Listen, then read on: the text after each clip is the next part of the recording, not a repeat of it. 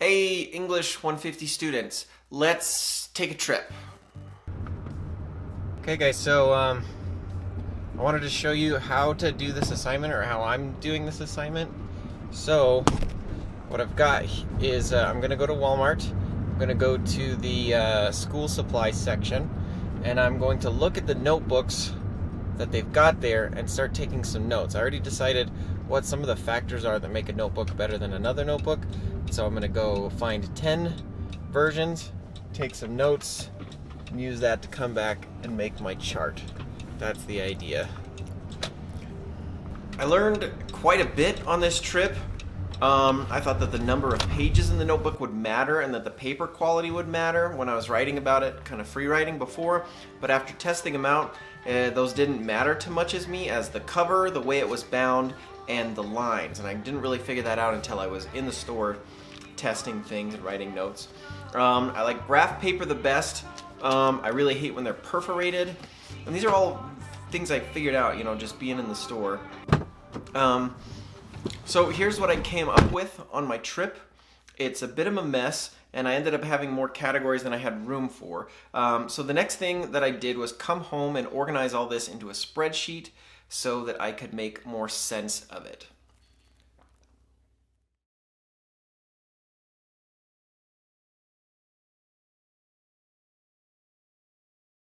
So this whole part of the process of the paper, where you go out or you get the things and you learn how you like it or what you like about it, or determine the categories for what makes it good and what doesn't make it good. This is really the most important part of the paper. This is where you come up with all the ideas that you're going to write into the paper, and so paying a whole lot of attention to yourself right now during this process is super important, so that you know what to write later when you talk about it.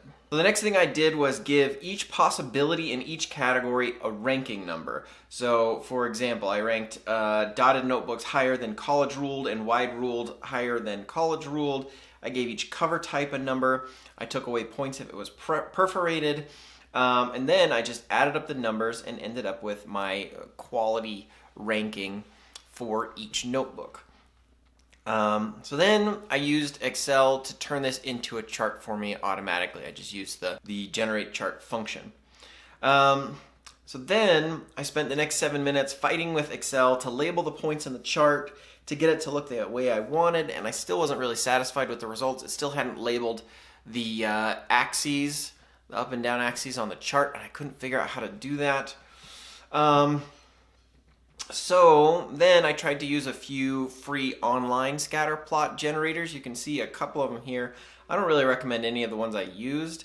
Some of these will work just fine, some won't. Some require you to put in, to start an account, and some don't. The one I ended up using wasn't great, but it did whatever. So overall, I'm going to warn you that this right now, the part where after you've collected and you have your data, where you actually generate the chart, this is the most frustrating part of the assignment if you use a computer. You don't have to use a computer. You could just use a ruler and paper and take, or scan it and include that in your paper. I'm leaving this up to you to figure out. Rather than assigning exactly how to do it, I want you to go through the process of problem solving, how to create this chart and see what you come up with. Then what I did next was I brought the web app generated chart into the PowerPoint and I modified it. It didn't have the labeled points, and so I added those using text boxes. PowerPoint is actually a really great and powerful drawing tool program, so keep that in mind. So you could just draw it from scratch in PowerPoint, just draw lines and then plot your things and label them. That's an option. Okay, so this is my final product. I'm not amazingly happy with it. It works for what I need it to do, but the axes are labeled, each point on the chart is labeled, and it has a title. So those three things are the bare minimum to make your chart understandable to people. The axes have to be labeled. So the y-axis and the x-axis have to be labeled. Each data point has to be labeled so we know what we're looking at. Some of them generate legends, like they'll have a thing on the bottom and it says this color corresponds to this thing. Me, I'm colorblind, and so I have a really difficult time reading those. So if you could just put the label, figure out how to get the label next to the thing, that's really important. And then the title.